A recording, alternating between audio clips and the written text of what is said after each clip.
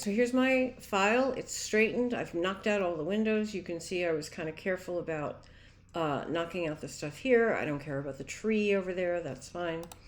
And then I did a quick search on the internet, and I found a number of, my theme for mine is women that I admire.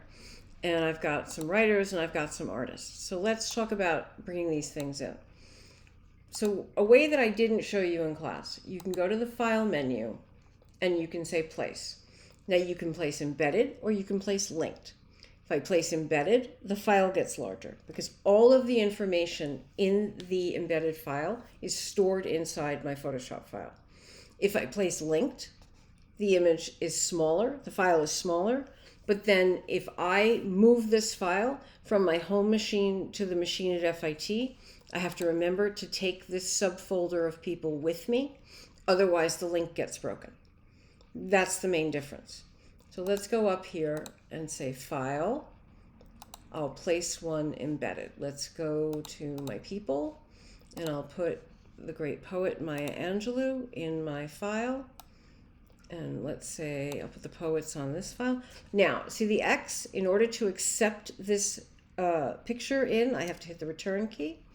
There it is. And there's Maya Angelou. It's already labeled. I'm going to grab her and pull her here. All right, so that's one way to do it. File, place, embedded or linked, it's your call. Another way to do it would be to open up these images. I'll drag them down to Photoshop. I'll drag them down to Photoshop just to pop them open. So there's Octavia Butler.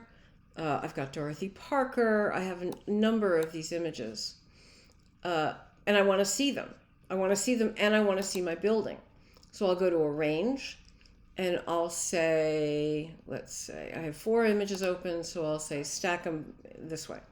So now I can see Katie Kollwitz, the great printmaker. I can see Dorothy Parker, and I can see Octavia Butler. So I'll start with Dorothy Parker. I'm going to come over here to the Layers menu, and I'll just drag Dorothy right there. And then I can close Dorothy. And then I will click on Octavia Butler. I'll drag her in. And then I can close her.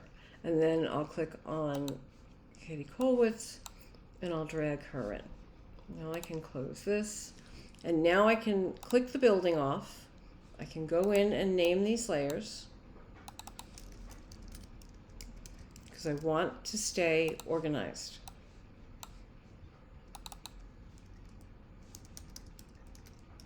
I'm going to be checking your homework to make sure that you do this, okay? I'm going to be a jerk about this. Just be forewarned.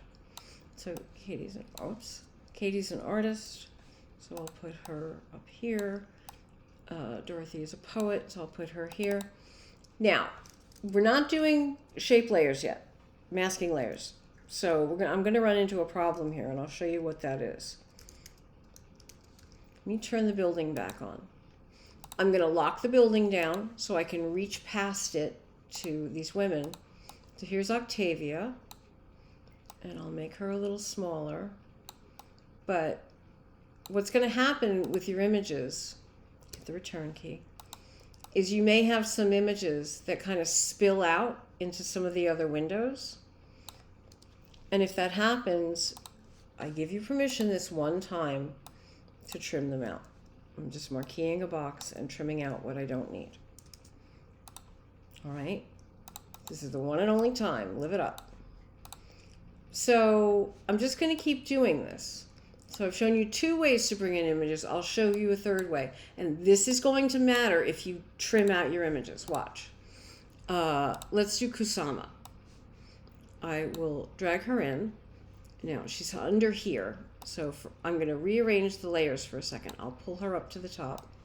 I'm putting the artist, I think, on the top floor. So there's Kusama. Now, I'm going to turn all of these off so that we can concentrate on Kusama. Kusama is a smart object. Do you see the little icon? Which simply means that she has been encapsulated. We'll talk more about smart objects in a while. But the thing I just want to show you is, if I decide I want to trim out Kusama, I can't do it because it is a smart object. And smart objects are not directly editable. So if you get this error message, it's because you dragged the image in from the desktop.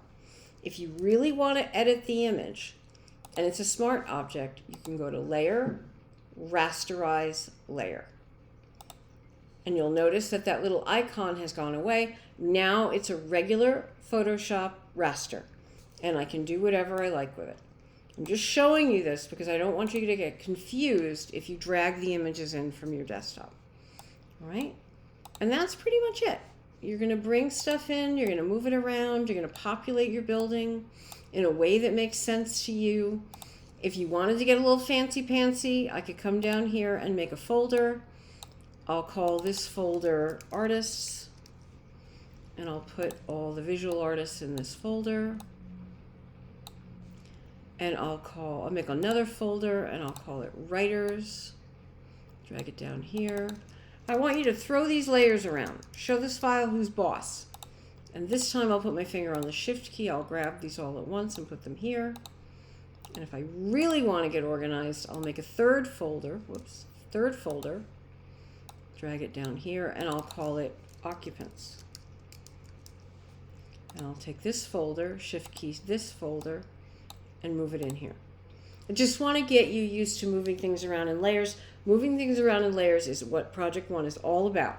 So let's get a little practice in, all right? You're going to populate the entire building, and you're going to upload the PSD file for me. Have a little fun with it.